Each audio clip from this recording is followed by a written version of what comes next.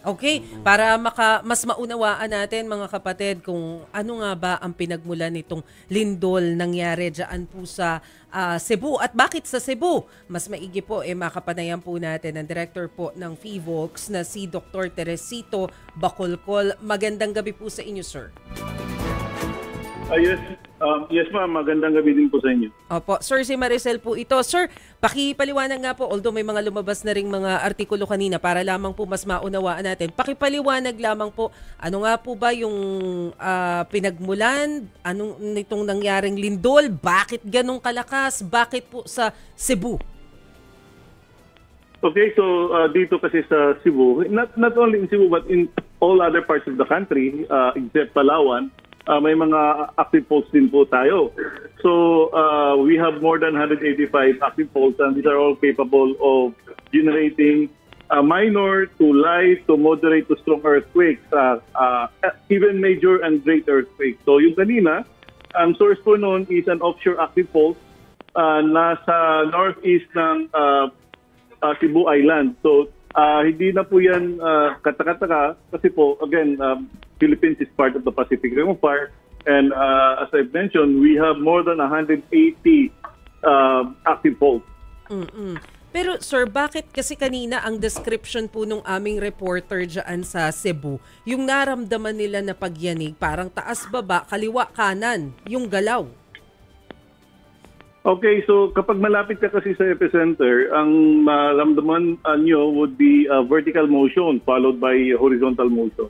But mostly vertical motion. So yun siguro yung sinasabi nila na taas-baba. And then eventually nag-horizontal motion. But if you're far from the epicenter, mostly ang maramdaman mo would just be horizontal motion. Pero 6.9 po na magnitude ng lindol, gaano pa po katagal yung inaasahan natin na mararamdaman ng mga aftershock at gaano kalakas? Yung aftershocks would probably last for several days to several weeks. By definition, yung aftershock is 1 degree lower than the main shock. So yung main shock natin is magnitude 6.9. We would expect aftershocks to be around at maximum 5.9. But so far, yung aftershock, pinakamataas na aftershock na na-record natin is magnitude 4.8. So sana ganun na lang, hindi na ito itataas pa. But again, habang tumatagal naman yung aftershocks natin, hihina and kukonti. But if magkaroon ng aftershock that is yung magnitude is 5.9, hindi na po yan surprising kasi po, again, by definition, pwedeng magkaroon ng magnitude 5.9 na aftershock. Hello, ang lakas pa rin ng 5.9.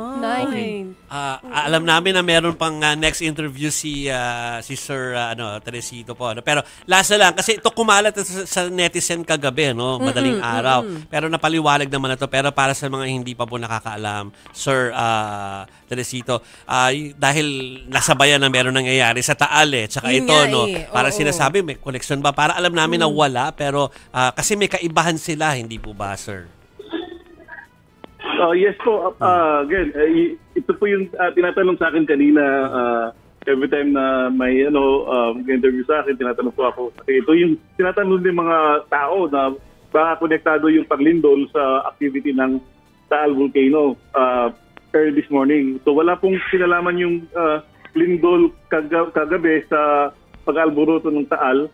Just that, we have 24 active volcanoes and we have, as I mentioned, we have 180 active faults.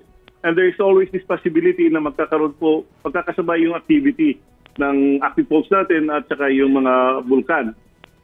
Yung pag-aalboroto naman ng Taal, there's nothing unusual about it.